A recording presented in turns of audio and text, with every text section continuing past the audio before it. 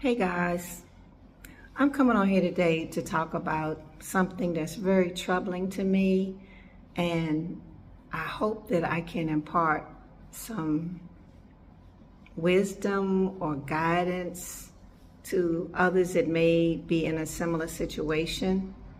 My sister, who is almost 90, she at one time weighed up to 315 pounds. She had gastric bypass over 20 years ago. And for anyone who has had gastric bypass, you know that it's not always successful. Sometimes some people go back and get another operation. It doesn't always work the first time. And I've heard from some people that it's because you're supposed to follow like guidelines, like you're supposed to get counseling, because what you're going through is like a life transforming event. So it's not something that you can just easily deal with, like you come from the surgery and everything is peachy keen. No, it takes work, and it takes understanding of like what you've been going through all these years that made you possibly have a bad eating habit, which caused you to gain weight. Okay, back to my sister. My sister is down to 128 pounds. This time last year, she was like about 145. She is so small.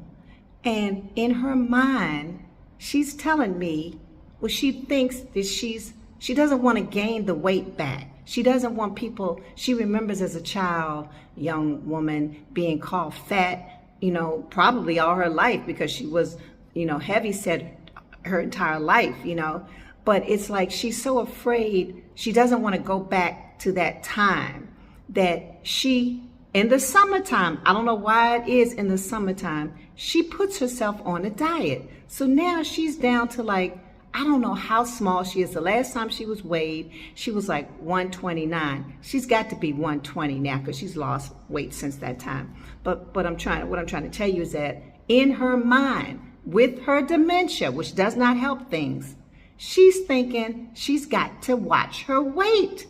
And then she's complaining to me about where she's sitting in the wheelchair. It's like not comfortable. That's because she doesn't have any meat on her behind.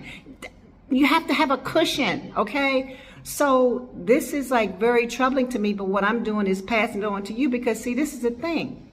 My sister is, she has dementia, so we can't talk like we used to. Like she used to tell me, well, I'm having these problems with, blah, blah, this, blah, blah, that. She cannot convey that to me, okay? Because this horrible, horrible disease, dementia, is robbing her of her ability to have a conversation about things that may be troubling her, or me wanting to, communicate to her like, hey, why did you do this, or blah, blah, blah, whatever like that, or what did you used to do back in the day?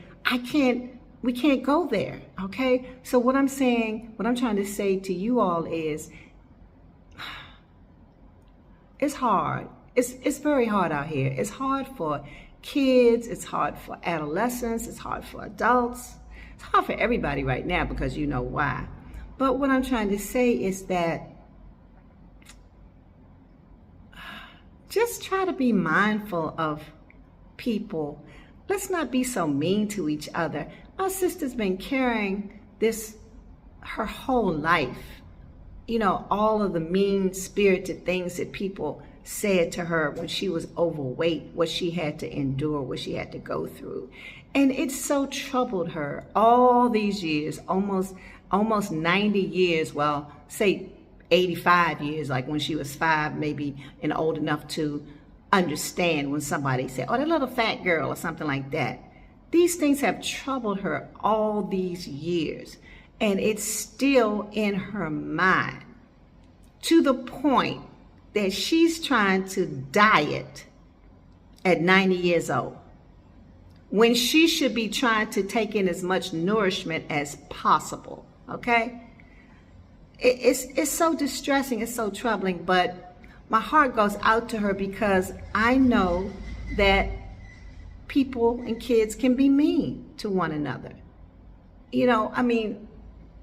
I just wish that more parents would take the time to talk to their children and let their children like know, look, don't be so mean. Don't be so mean. Even though we have people out here like the leader of this country that's being mean to people, but I'm just saying, if we could be nicer to one another, people would not grow up with all this baggage that they're holding on to. You know what I mean? And they would be able to live a more vital life, you know, have more, oh goodness, just, all I can say is, if I can help somebody along the way, then my living is not in vain.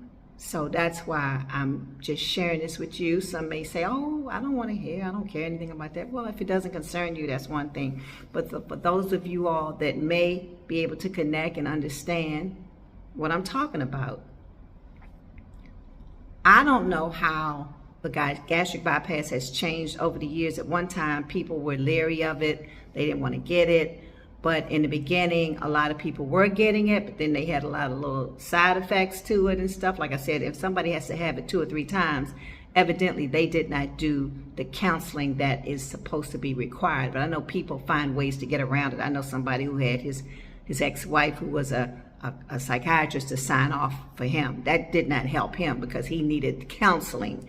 That's what you need. You need help along the way so that you can be successful in your journey to having a healthier life without all that weight, okay? So sometimes, you know, you think that's the easy way out, getting somebody to sign off on something. It's not helping you, because that's why they want you to have the counseling. They want you to be prepared for things that may happen along the way. And I don't know if my sister, if she had that counseling, and this is done before you have the surgery, the gastric bypass. So I don't know if she had it. I wish I could ask her, but I would not get a straight answer from her because of the, you know, what she's dealing with now, the dementia. So what I wanted to do is I'm going to attach the video that I made when I went to see her yesterday, when I was asking her about, is she dieting, and just let you see what her response is, because this is real, okay? This is real. And I just hope and pray that she can gain some weight, because like I said, you know, she can't sit in a chair because her backside is nothing but bone, probably, is, you know.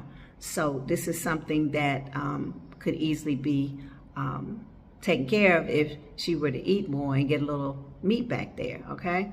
So it's a Sunday afternoon. I just hope everybody's enjoying themselves. And thank you for coming on and checking me out, my content. If you like it, please share, subscribe. Blessings. I asked you, how are you eating? And what did you say? How much food are you eating? How much food are you eating? I get breakfast and lunch. But how much are you eating? Are you eating a lot? No, 3 times a day I'm having whatever they serve me. Okay, but are you eating it all? Are you eating it all up? Sometimes depends on what it is. Are you still dieting? Are you still dieting? Somewhat. Why? More or less. Why are you dieting? Huh? Why are you dieting? No, I'm saying it's somewhat dieting, but I'm saying you're trying to control your weight. You're trying to control your weight. You're trying to lose weight, or what? Well, I'm trying not to gain weight. But you need to gain weight. Don't you need to gain weight? Do I need to gain weight? Yes. I don't think so. Did the doctor say that you need to lose weight? He did? I'm asking you, did the doctor say you needed to lose weight? No. So why are you dieting? I don't know. Because you are always big and you don't want to gain weight again. Is that what it is? Mm-hmm. But you know, you weigh about 125. This chair is hard to sit in. Mm-hmm. It's hard. Mm-hmm. But I'm doing the best I can to stay healthy. Right. Okay. Okay, and that's the important thing, Mm-hmm. is to stay healthy and do what you can to improve yourself. Okay. Okay.